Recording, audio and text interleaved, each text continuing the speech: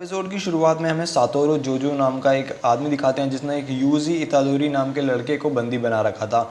जहाँ पे यूजी इतादोरी उस आदमी से जोजो से पूछता है कि आखिर तुम कौन हो, तो वो बताता है कि मैं जुजुत्सु हाई में फर्स्ट ईयर का टीचर हूँ।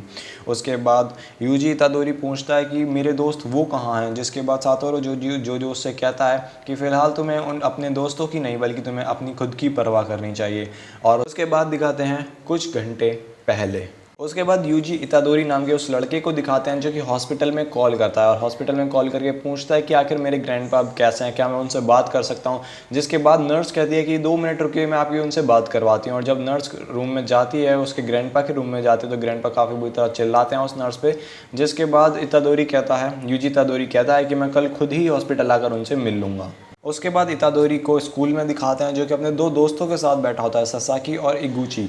इन दोनों के साथ बैठकर वो किसी तरह का स्पिरिट का गेम खेल रहा था। तभी उसके रूम में वो एक टीचर आता है जो कि उनसे कहता है कि तुमको ये रूम अब खाली करना होगा, क्योंकि यहाँ पर वुमेंस एथलीट का रूम ये चेंज रूम होने वाला था, तुम लोगों को ये जगह खाली करनी होगी। जबकि फिर इतादोरी वगैरह कहते हैं कि ये हमारा ऑसल्ट क्लब का रूम है और आप लगता है हमें सीरियस नहीं लेते। उसके बाद वो कुछ बातें करते हैं।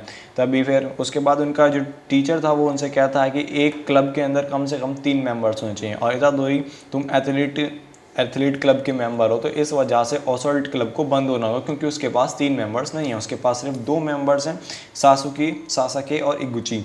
जिसके बाद इतादोरी कहता है कि मैंने तो पर ऑसल्ट क्लब के लिए अपना नाम दिया था, ना कि एथलीट क्लब के लिए। जिसके बाद उसका जिम ट्रेनर आता है और वो कहता है कि मैंने तुम्हारा नाम चेंज कर दिया है। इतादोरी कहता है पर मैं आपसे बोर हो चुका हूँ और मुझे वो अब नहीं ज्वाइन करना एथलीट क्लब। जिसके बाद उसका वो जिम ट्रेनर कहता है कि नहीं, हमें तुम्हारी वर्ल्ड चैम्पियनशिप्स में ज़रूरत है, इसलिए तुम्हें वो ज्वाइन करना पड़ेगा। लेकिन मैं क्योंकि कोई मॉन्स्टर नहीं हूँ, तो इसलिए मैं तुम्हें एक मुकाबले का चैलेंज देता हूँ, जिससे तुम अपने आप को क्लब में चेंज कर सकते हो। अपना एथलीट क्लब से तुम अपने आप को असॉल्ट क्लब में चेंज कर सकते हो। उसके बाद इतादोरी और उसके जिम ट्रेनर के बीच में मुकाबला शुरू होता है, जिसमें उन्हें एक बॉल को थ्रो करना होता है जितनी दूर वो कर सकते हैं। जिसमें उसका जो जिम ट्रेनर होता है वो उसे 14 मीटर्स की दूर की थ्रो देता है, जबकि इतादोरी उसे 20 मीटर्स दूर थ्रो करता है। जिसके बाद इतादोरी जीत जाता है और वापस अपने ऑसल्ट क्लब में ज्वाइन हो जाता है, जहाँ पर वो भूत प्रेतों की जाँच पड़ताल करते हैं। तभी वहाँ पर हम एक लड़के को भी दिखाते हैं जो कह रहा होता है कि ये स्पेशल कर्स्ड ऑब्जेक्ट ढूंढना बड़ा ही सिरदर्दी का काम है, आखिर उसे किसने चुराया होगा। वो इस तरह का स्पेशल कर्स्ड ऑब्जेक्ट ढूंढ रहा था और फिर वो इतादोरी को देखकर कहता है कि इसने इसे इतनी दूर कैसे फेंक दिया, वो भी बिना किसी कर्स्ड के, इसमें इतनी पावर कैसे आई। उसके बाद जब इतादोरी स्कूल से हॉस्पिटल के लिए निकल रहा होता है तो वो भागते हुए जाता है और वो उस आदमी के सामने से भागता है जो किसी स्पेशल कर्स्ड की बात कर रहा था। जब उसके सामने से निकलता है इतादोरी, तो वो आदमी कहता है मुझे रिलिक महसूस हुआ है, 1 मिनट रुको बच्चे। लेकिन इतने में इतादोरी काफ़ी तेज़ी से स्प्रिंट लेता हुआ हॉस्पिटल की तरफ निकल जाता है। बदकिस्मती से जिस दिन वो हॉस्पिटल पहुंचा था, बात करते करते उसके ग्रैंडपा की उसी दिन डेथ हो जाती है। उसके बाद जब वो बाद में नर्स से ऐसे ही बात कर रहा था, जब नर्स उससे पूछ रही होती है कि आप इस वक्त ठीक हो या नहीं, और वो कहता है कि मैं फ़िलहाल ठीक तो हूँ, पर मुझे पता नहीं मैं कैसे रिएक्ट करूँ, क्योंकि ये सब मेरे साथ पहली बार हो रहा है। तभी वहाँ पर वो आदमी आता है जो हमें पहले भी स्पेशल कर्ज के बारे में बात करता हुआ नज़र आया था। जिसके बाद वो आदमी और इतादोरी दोनों बात करते नजर आते हैं, जहाँ पे वो आदमी इतादोरी से कहता है कि मैं एक जुजुत्सु हाई का एक्जोक्रिस्ट एपेरेटेंस हूँ, जो कि फ़िलहाल मैं यहाँ पर एक स्पेशल टाइप के स्पेशल ग्रेड के कर्ज को लेने के लिए आया हूँ। तो इतादोरी पूछता है कर्ज मतलब क्या है इससे तुम्हारा। तो वो आदमी बताता है कि कर्ज तुम समझो, मानो या ना मानो, पर कर्ज होते हैं वो बुरी शक्तियाँ जिनसे हर साल जापान में 10,000 से भी ज़्यादा लोग मारे जाते हैं, लोग लापता हो जाते हैं और उनका पता भी नहीं चलता। ये सब कर्ज की वजह से होता है। जिसके बाद वो इतादोरी से पूछता है कि तुम्हें भी एक कर्ज मिला था, एक कर्ज ऑब्जेक्ट मिला था जो कि काफ़ी हाई लेवल की ग्रेड का है। और उसके बाद वो इतादोरी से पूछता है कि अब वो कहाँ है। तो इतादोरी कहता है कि मुझे नहीं पता तुम किस बारे में बात कर रहे हो। तो वो इतादोरी को उस कर्ज ऑब्जेक्ट की फ़ोटो दिखाता है अपने फ़ोन में। तो इतादोरी कहता है कि हाँ ये मुझे मिला था, पर फिलहाल कहता है कि हाँ ये मुझे मिला था और मैं ये तुम्हें दे भी सकता हूँ। उसके बाद इतादोरी उसे निकाल कर वो बॉक्स दे देता है। जिसके बाद जब वो आदमी उसको खोलता है तो वो खाली होता है। वो आदमी उससे कहता है कि इससे निकलती हुई एनर्जी की वजह से मैं भटक गया था। वो इतादोरी को रोकता है और उससे पूछता है कि इसके अंदर का कर्स्ड ऑब्जेक्ट कहाँ है, ये तो खाली बॉक्स है। तो वो इतादोरी कहता है कि मैंने अभी बताया तो कि वो मेरे दोस्तों के पास है। तो वो पूछता है कि तुम्हारे दोस्त कहाँ मिलेंगे। वो कहता है कि इस वक्त वो फ़िलहाल स्कूल में होंगे, उन्होंने आज कहा था कि मुझसे कि वो आज उस ऑब्जेक्ट की सील तोड़ने वाले हैं।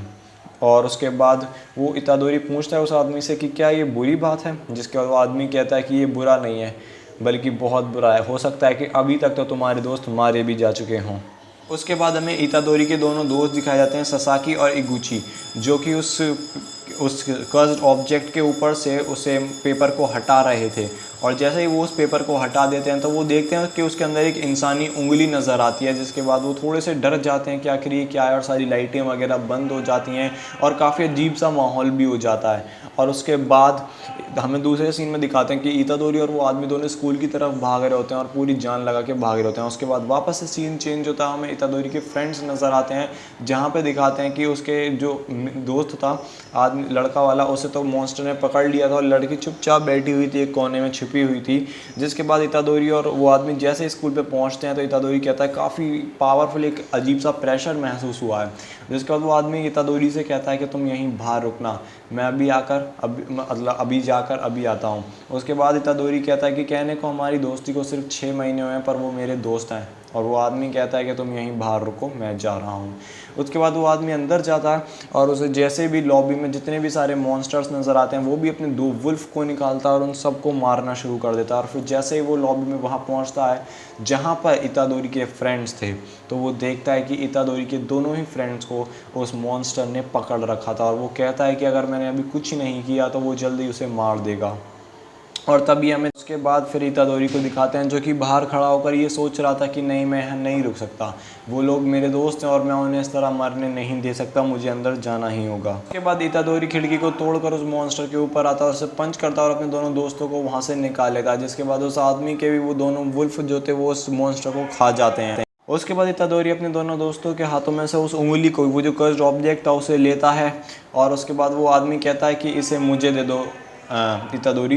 जिसका इतादोरी उसे देने ही वाला होता है, लेकिन तभी उसकी छत में से एक बहुत बड़ा मॉन्स्टर आता है। वो आदमी इतादोरी को दूसरी तरफ धक्का मार देता है और वो मॉन्स्टर उस आदमी को एक बहुत बुरी तरह से पंच मारता है और एक बिल्डिंग के बाहर फेंक देता है। और इतादोरी दूसरी तरफ पड़ा होता है उस कर्स्ड ऑब्जेक्ट के साथ। उसके बाद इतादोरी पीछे से उस मॉन्स्टर पे हमला करता है। जिसके बाद वो आदमी कहता है, मैंने तुमसे भागने को कहा था, तो आखिर तुम भागते क्यों नहीं। इतादोरी कहता है, मैं तुम्हें यहाँ छोड़कर नहीं जाऊँगा, क्योंकि अगर मैं चला गया तो तुम मारे जाओगे और मेरे पास अपनी ही वजह है कि मैं तुम्हें यहाँ बचाऊँ।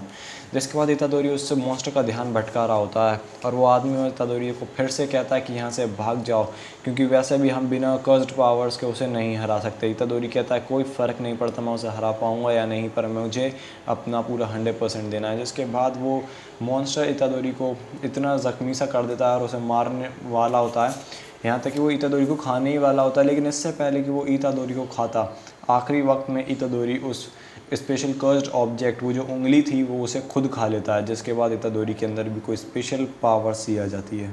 इसके बाद इतादोरी उस मॉन्स्टर को काफ़ी आसानी से ये हरा देता है। उसके बाद वो कर्ज इतादोरी के ऊपर हावी हो जाता है और वो कहने लगता है कि अब मैं यहाँ पे कत्लेआम मचा दूंगा, सभी और औरतों और बच्चों को मार दूंगा। लेकिन तभी इतादोरी वापस होश में आने लगता है और अपना हाथ हिलाता है और उस कर्ज ऑब्जेक्ट से कहता है कि मेरे शरीर से निकलो, ये मेरा शरीर है, तुम इस पर काबू नहीं कर सकते। कर्ज ऑब्जेक्ट सोचता है कि आखिर कैसे ये अपने शरीर को हिला पा रहा है, आखिर कैसे ये मेरे कंट्रोल के बाद भी मुझे हरा पा रहा है। और उसके बाद वहीं पे सामने वो दूसरा आदमी कहता है इतादोरी की तरफ देखकर कि अब तुम एक कर्स्ड ऑब्जेक्ट को खाकर तुम भी कर्स्ड हो चुके हो और तुम अपना कंट्रोल खो बैठे हो, तो नियमों के मुताबिक अब तुम्हें मरना होगा। और यहीं पर एपिसोड हो जाता है ख़त्म और यहीं पे जुजुत्सु काइसन का सीज़न 1 का एपिसोड 1 ख़त्म हो जाता है। और अगर आपको देखना है एपिसोड 2 भी, तो चैनल को सब्सक्राइब करके बेल आइकन दबा दो, क्योंकि वो भी आने वाला है बहुत जल्दी। तब तक के लिए सायोनारा।